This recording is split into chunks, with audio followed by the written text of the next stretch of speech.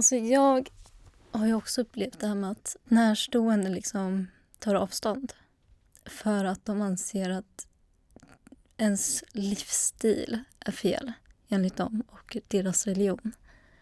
Till det att de säger upp kontakten helt. Jag heter Kevin men kallas även för Lilo. Jag är homosexuell och jag växte upp i en kristen familj.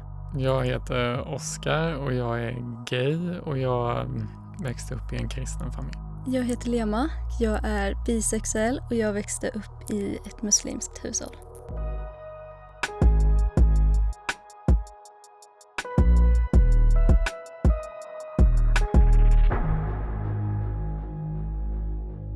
Hur viktig var din tro för dig när du växte upp? Tron var rätt viktig generellt om man tänker familjemässigt. Alltså just man ville göra familjen glada på ett sätt genom att tro som de gjorde. Så då blev det automatiskt att den blev viktig för mig just i uppväxten. Där jag växte upp så var det ju nästan lite tabubelagt om man inte var kristen och gick till kyrkan varje söndag. Och då blev det ju också en press på ett sätt för både mig och min familj att gå dit. Och då blev det ju också att det var viktigt för oss att gå dit just för släktens skull och lite sådana grejer. Så man blev ju påverkad väldigt mycket just med tron i uppväxten. Man skulle till kyrkan 9:00 och det blev, även om man inte orkade kanske, så var man ändå tvungen att gå dit för att det var ändå någonting som man skulle göra liksom, och det blev ett tvång, så då blev man ju påverkad väldigt negativt eller jag blev påverkad väldigt negativt av det för att det blev sånt tvång för mig att gå dit. Jag kände också att tron för mig när jag växte upp var ganska så viktig. Jag insåg ju ganska tidigt att jag inte hade den normativa sexualiteten och där så kände jag mig nog ganska ensam i mig själv och min omgivning fast att jag hade människor runt omkring mig. Och där tror jag att tron blev lite viktigare för mig under min uppväxt för att jag kände att jag behövde någon att prata med och Gud blev den kanalen för mig. Så jag kunde tänka mycket på vägen till skolan, typ att ge mig typ ett tecken och så kunde det blåsa till lite och då kände jag okej, jag tar det här som ett tecken. Så det var liksom... Jag håller faktiskt med dig om det du sa där i slutet, att man kunde vända sig till Gud för att inte liksom känna sig ensam på ett sätt. Och jag skulle inte säga att min barndom påverkades så jättemycket av min religion eftersom att jag har en religiös familj men som också är liksom väldigt öppna till att acceptera. Och jag har ändå alltid fått lära mig när jag var mindre att jag är älskad precis som jag är. Och jag tror att min familj alltid redan visste när jag var mindre för att jag gav väldigt liksom tidiga tecken men de lät aldrig religionen styra över liksom hur jag skulle bli eller vem jag skulle vara utan det har de har gett det valet till mig. Gud vad fint. Vill du berätta? Jag tror typ att jag som barn och ung, alltså jag var liksom inte utövande muslim. Jag bad inte 5 gånger om dagen men jag fastade under Ramadan. Jag försökte verkligen leva ett så religiöst liv som jag bara kunde på andra sätt. Men jag visste ju hela tiden också att pressen fanns där. Att jag måste lära mig allting som islam innebär och det satte väldigt mycket press på mig. Jag tror jag också var en sån person som satte mycket press på mig själv. Att jag vill så gärna vara så religiös att andra uppfattar mig som religiös. Att jag inte ska behöva försvara min religion. För jag tror det var en stor grej för mig när jag var ung. Typ att, vad har du för religion? Ja, men jag är muslim. Fast du ber ju inte 5 gånger om dagen. Och du gör ju inte alltid en muslim ska göra. Liksom. Men sen så hade man ju sina inre konflikter med jag räcker inte till. Jag når inte upp till de förväntningar som omgivningen har på mig. Och det var ganska tufft. Det var mycket för ett barn att hantera liksom. Jag fann min tro efter en väldigt traumatisk upplevelse. Efter det så började jag be liksom, ja, men som du nämnde förut, att man ber om tecken på att något liksom ska hända eller att något ska visa sig. Och när man väl började se de tecknena i början så blev jag bara mer liksom, alltså troende och kände mig mer liksom trygg i att någon fanns där.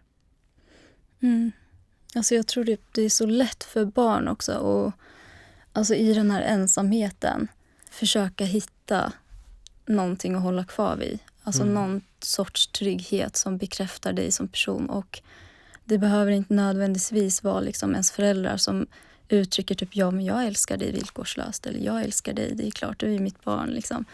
Utan någonting annat, någonting utifrån, någonting som inte går att riktigt förklara på samma sätt.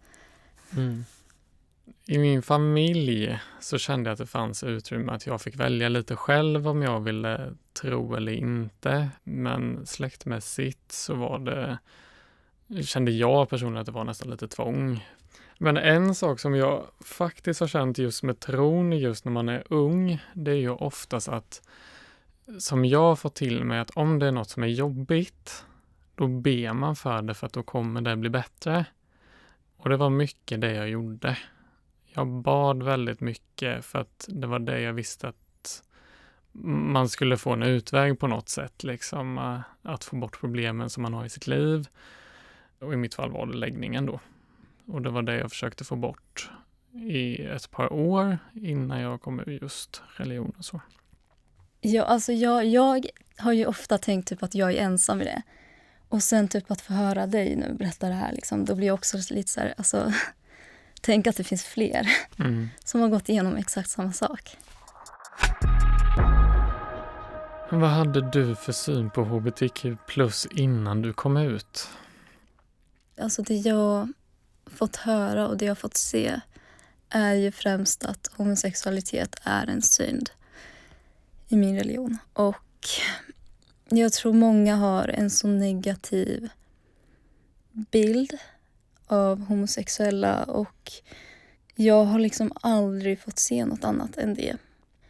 De ser inte allt det goda man gör. De ser bara att man är tillsammans med en tjej, i mitt fall. Under mina yngsta år, fram till att jag ungefär var tonåring, så hade jag nog väldigt, alltså tyvärr, negativa tankar och en negativ bild av hbtq-människor. Och det tror jag mycket berodde nog på mig själv och en internaliserad, vad ska man säga, homofobi. Typ att jag hade ju redan då klurat ut någonstans att min sexualitet är inte det vanliga och tänkte väl att någonting var fel på mig och jag insåg väl att jag kan inte be bort det här. Jag tror typ att jag kom ut till min bästa vän och hon var så, men jag visste redan. Jag har bara väntat på att du ska berätta. Jag hade ju ingen typisk bild av just hbtq-personer innan jag kom ut, för jag visste ju knappt vad det var då när jag var väldigt ung när jag kom ut. Jag var uppvuxen i en ganska liten håla. Det var inte heller folk som öppet sa eller visade att de var queer på något sätt. Och definitivt inte i kyrkan pratas det inte om. Så man förstod väl att det var något som inte stämde. För när jag kom ut så var jag väldigt utsatt, speciellt i skolan. Det var också där det kom in just att jag bad om att min läggning skulle försvinna, för jag visste att det var något som inte stämde. Jag kom ut till min familj. De stöttade mig jättemycket. De visste till och med det innan jag visste att jag var gay liksom.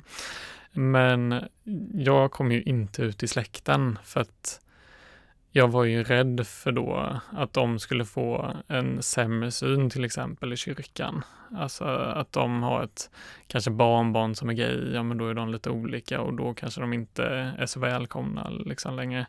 Så alltså just synen innan var väl ganska negativ, men speciellt mot mig själv, för jag visste att det var något, alltså det var inte något fel så, men just normmässigt så var det ju väldigt fel.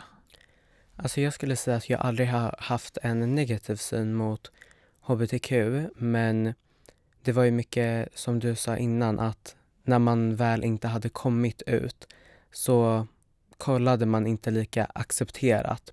Och utifrån mig själv så tror jag att det var mest för att jag var rädd för sanningen. Jag var rädd att liksom acceptera den jag var. Men jag hade alltid respekt för just hbtq och även hbtq-människor, eftersom att alla vi är människor och vi har rätt att leva precis som vi vill. Alltså, jag skulle nog nästan säga att jag hatade mig själv, faktiskt. För att det var så många gånger som jag bara kände typ att det hade varit så mycket lättare för familjen och för släkten och alla som känner mig, typ att om jag inte fanns, typ. Och folk har ju kommit till mig och sagt så här: Lema, det här är ett test från Gud. Det här är ett test från Gud för dig att se hur du hanterar liksom den här utmaningen som du har fått. Och det är ju min sexualitet då. Men det är aldrig någon som har tänkt på att testet från Gud kanske inte ligger på mig. Det kanske ligger på människor i min omgivning.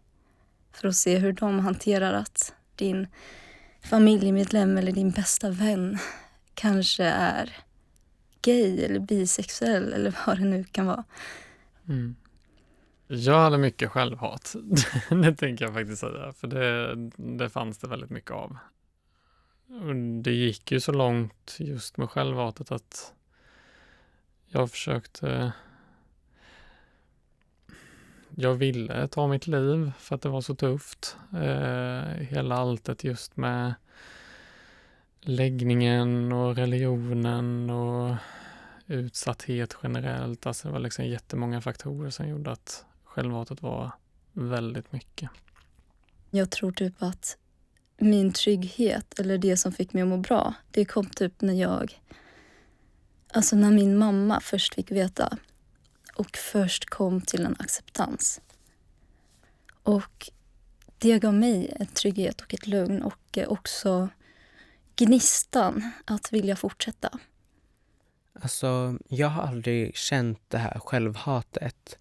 Dock har det såklart funnits stunder där man har fått höra saker från människor när man själv var i den här utforskningsfasen där man inte visste liksom, okej, är jag homosexuell eller är jag straight? Det var liksom en kamp som man hade med sig själv.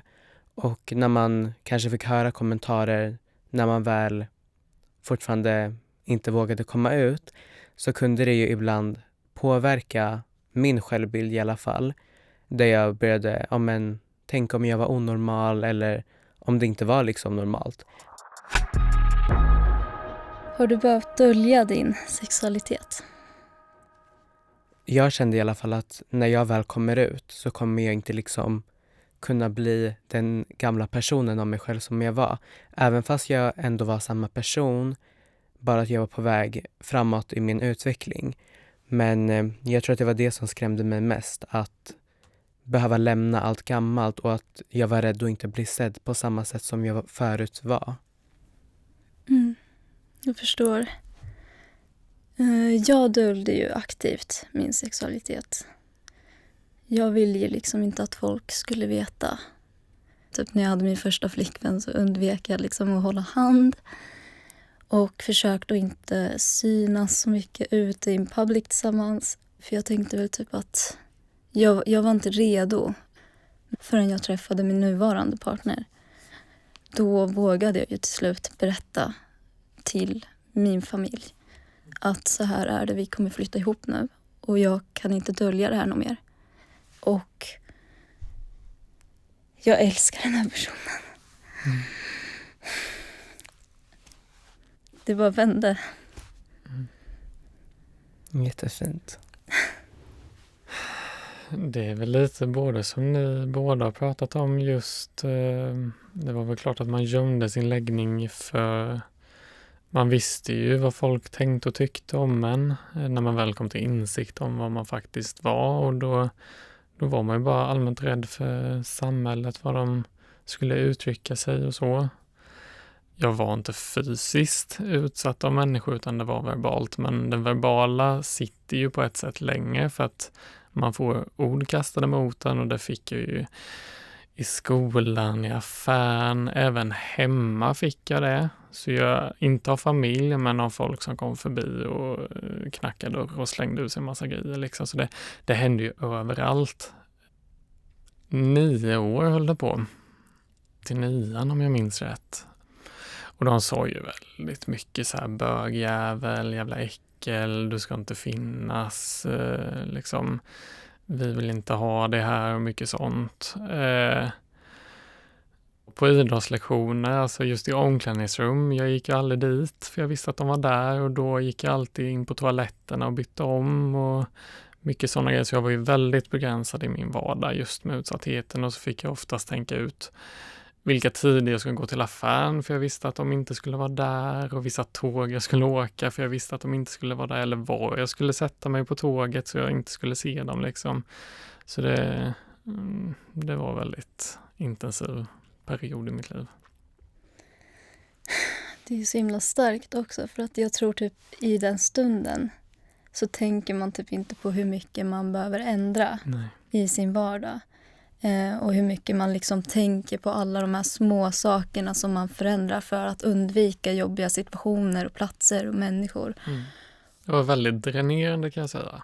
Och det kan jag känna nu i efterhand att det tog väldigt mycket på krafterna just att hitta mina sätt för att ignorera dem på bästa sätt. Liksom. Den här alltså typ ångesten som du pratade förut om liksom på idrotten, att man kände att man inte kände sig liksom bekväm eller liksom kunde vistas runt i omklädningsrummet, kan jag verkligen relatera till. Alltså även fast jag aldrig blev utsatt så fick jag alltid frågor, alltså nästan dagligen, om min läggning och sådana saker, och jag tycker att det är väldigt konstigt att man får det i så ung ålder. För att alltså barn ska liksom vara barn. Det är inget barn ska liksom behöva ens tänka på. Det är inget du heller skulle behöva gå runt och tänka på liksom och reda ut vid sån ung ålder. Jag hade turen att liksom inte behöva gå igenom det så ungt. Utan det kom sen för mig under gymnasiet, under mina 2 första år. Där jag blev väldigt utsatt fysiskt några enstaka gånger. Och efter min upplevelse av mina typ 2 första år på gymnasiet, det var då liksom jag verkligen började känna ångest över mig själv. Och det jag fick gå igenom då ledde till att, som du berättade, att man kollar liksom vilka tider man ska åka tåg eller när man ska gå till bussen. Och det gjorde oftast att jag kom sent till skolan med flit. För att jag liksom inte ville se vissa människor när jag åkte kollektivt. Och det kunde också liksom vara att jag ibland tog Uber hem från skolan. För att jag kände inte att jag mentalt klarade av att åka kollektivt. Och jag skulle ändå säga att det satte min hjärna i ett ständigt fight or flight mode. Och skadade alltså mitt nervsystem. Det utvecklades senare till social ångest som jag sen fick och behandlas för än idag. Och jag skulle säga att alltså saker man går igenom kan verkligen alltså utveckla djupare spår än vad man tror. Hur är din relation till din familj? Helt fantastisk. Jag är tacksam för dem varje dag. Jag är glad att de är i mitt liv fortfarande och att de inte lämnar mig när jag kom ut. Jag är också glad att min släkt är kvar. Att jag fick veta faktiskt av mina föräldrar att de kom ut till dem istället för att jag gjorde det, för att det skulle vara lite bättre att de gjorde det på ett annat sätt just med religionen och lite sådana grejer. Så att de ändå visste om det, och man har märkt att de har tyckt att det varit lite jobbigt, men de har ju med tiden lärt sig att acceptera det, och det är jag väldigt tacksam över. Och jag är bara generellt tacksam att de står vid min sida fortfarande. Det är jag väldigt glad över. Jag skulle säga att jag har en väldigt bra relation till alla i min familj. Men sen har det också funnits vissa familjemedlemmar som har liksom ignorerat mig för att det är en synd det jag håller på med, och valde därför att inte hälsade, och det gjorde mig lite obekväm först till att gå till släktträffar eller familjemiddagar där man samlas hela familjen, eller under liksom vissa kalas och högtider för att jag visste att den personen väl skulle vara där. Och det gjorde mig liksom väldigt obekväm, och jag är en sån person att om jag blir obekväm så vill jag oftast inte sätta mig i den situationen. Men jag tyckte ändå att det var bra att jag satte mig i den situationen för att liksom visa att jag inte bryr mig vad den personen tycker, för att jag kommer ändå liksom fortsätta vara mig själv. Har någon av er haft något sånt? Ja, alltså jag har ju också upplevt det här med att närstående liksom tar avstånd. För att de anser att ens livsstil är fel enligt dem och deras religion. Jag tror för mig så händer det också lite successivt. Typ från det att jag tog mig modet att berätta för människor som står mig väldigt nära, till det att de säger upp kontakten helt. Och för mig någonstans så har det varit väldigt svårt att acceptera det. Det blir ju till slut att man sörjer bortgången av en närstående. Men det är väldigt svårt liksom att sörja någon som fortfarande lever. Man kan liksom inte göra någonting åt det. Man tänker typ, var det värt det? Och jag vet ju självklart att det var värt det. För jag har aldrig mått bättre än vad jag gör nu. Wow, över så allt du berättar och att du vågar dela med dig av så mycket. Jag tycker det är jättefint. Det tror jag rätt många kan relatera till just när det kommer till att vara queer och religiös. Att många bryter kontakten liksom för båda er. Så det är väldigt, väldigt bra att ni tar upp det. Är du redo för nästa fråga? Redo. Är du troende idag? Jag anser mig vara troende. Och sen vad andra tycker, det är en annan femma. Du säger att Gud har skapat en så perfekt människa. Men den här människan är inte tillräckligt bra. Trots att Gud har skapat dig. För mig går inte det ihop. Och det har ju gjort att jag har drivits iväg från min tro. Och behövt ifrågasätta mycket. Och liksom man har typ känt sig lite ensam i det också. Typ att jag har redan så många människor som sagt upp kontakten med mig. Nära människor. Och att då också i samband med det liksom förlora sin tro. Det är jobbigt. Och jag vet liksom att jag alltid kommer ha Gud. Men just nu är det liksom tunn is. Det är nog förståeligt att det blir jobbigt. Man blir ensam. Har ni typ känt att ni förlorat kontakten med er tro? Inte på grund av min läggning skulle jag säga. Jag skulle inte säga att jag har ifrågasatt mig själv över vad min tro har med min läggning att göra. Utan det är vad andra människor också har sagt. Att det är andra människor som ifrågasätter. Men hur kan du vara homosexuell om du tillhör den här religionen? Och det kommer oftast från människor utåt som egentligen inte alls har något mellan dig eller din religions relation att göra. För att jag tycker att, i alla fall från mitt egna perspektiv, att ens religion är mellan en själv och religionen. Och jag tycker inte att någon annan egentligen har rätt till att döma det som man själv vet att man har. Och jag tror att det är alltså varför vissa hbtq-människor som är väldigt religiösa av sig, att de känner de här negativa tankarna och att de liksom hamnar bort från sin religion. De gör det på grund av att andra människor säger att de inte är tillräckliga. Jag skulle inte säga att jag är troende idag, och jag tror jag nästan aldrig kommer göra det faktiskt, med tanke på hur destruktivt det var just för mig och min uppväxt. Och jag ser det som negativa punkter bara, alltså generellt. Men det är vad jag upplever. Man får absolut tro. Men just för mig så kommer jag nog aldrig vara troende igen. Ja, men då svarar vi väl på era följarfrågor. Typ alla religioner förkastar homosexualitet. Hur går det ihop? Tung fråga. Jag tror det handlar mycket om tolkning. Hur man tolkar tron. Och generationstron har en stor bild. Jag menar, det den äldre generationen tror på kanske inte vi tror på. För att vi kanske drar in lite hur samhället är.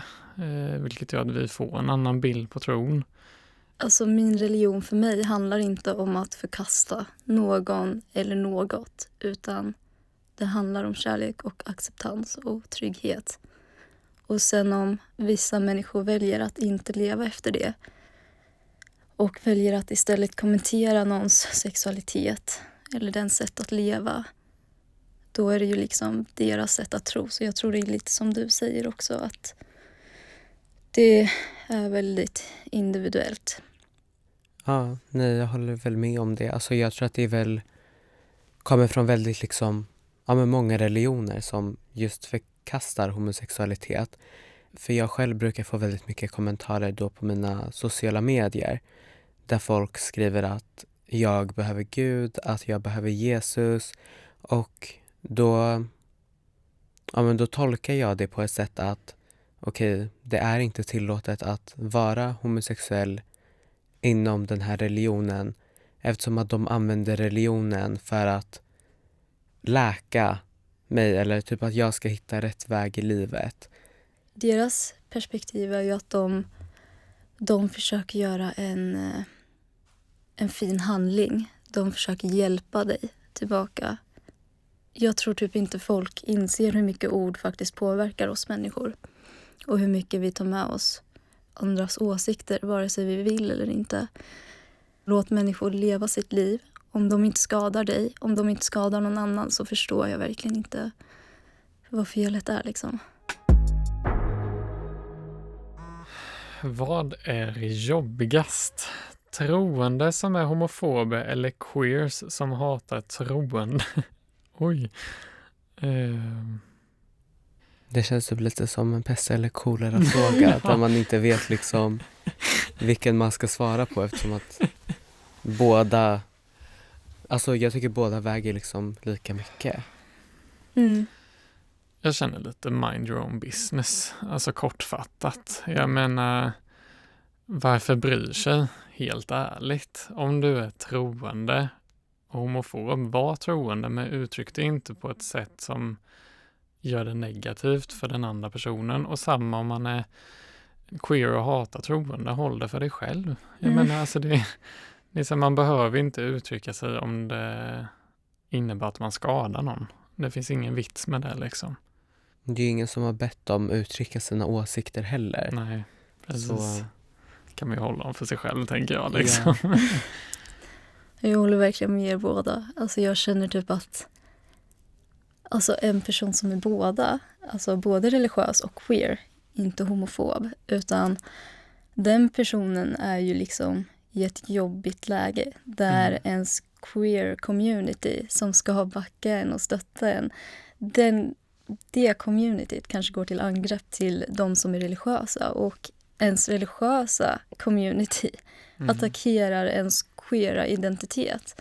Alltså jag förstår inte hur det inte kan vara så enkelt att bara leva efter den här glädjen och kärleksfulla valen. Ja, Det kommer aldrig make sense för mig. Nej. Har någon försökt omvända dig? Alltså varje dag. Om jag ska liksom, alltså inte någon i min närhet, men alltså varje dag liksom folk på sociala medier. Det de säger påverkar inte riktigt mig. För jag tänker oftast att folk på sociala medier är som hemska troll. Och då brukar jag liksom tänka på hemska troll. Och typ, hade jag verkligen brytt mig om den här, alltså trollet hade kommit till mig i verkligheten. Och då är jag så här, nej, det hade jag inte. Så varför skulle jag liksom bry mig då? Ja, ja. Det är ändå ett smart sätt att tänka på det, tänker jag. Se någon som troll. För min del så har ju inte någon försökt omvända mig på det sättet. Det är inte så att någon präst i mitt fall har kastat vigvatten på mig. Så har ju inte hänt eller tagit fram någon bibel. Men jag har ju försökt göra det på mig själv. Jag tror jag relaterar lite till er båda. Att jag försöker liksom tänka typ troll för att distansera mig. Samtidigt så har jag själv varit den som har försökt ändra min sexualitet liksom. Jag är jätteglad liksom att ni har delat med er av det ni har gjort. Och det har verkligen varit inspirerande men också väldigt utbildande att få höra liksom det ni har gått igenom och liksom kunna se hur olika dels kulturer men också liksom hur olika människor kan uppleva liksom olika saker. Och det har verkligen gett mig nya perspektiv. Gud vad fint. Alltså jag är så känslig så jag blir så. Men jag håller verkligen helt med dig och gud, jag är så glad och typ tacksam för att jag tror typ att det betyder så mycket att få se att man inte är ensam liksom fysiskt, verkligen få se att det finns fler. Mm. För det är så många och det är så lätt också att säga att du är inte ensam i det här, men det är ju så sällan man faktiskt träffar människor som kanske gått igenom någonting liknande. Mm. Så det är väldigt fint och väldigt glad över att ni är här idag allmänt. Att ni existerar och att ni vågar. Mm. Jag kan bara säga att 2 underbara människor. Tyckte väldigt mycket om att sitta här med er. Jag tyckte också det var väldigt skönt på ett sätt att veta, alltså både höra och förstå att även om vi ändå har samma anledning, vilket är religion, så har det ändå varit så olika. Och den insikten brukar man ju inte själv komma in i för att man är så upptagen i sin liksom historia. Så det var väldigt roligt att få höra fler perspektiv så att man lär sig mer.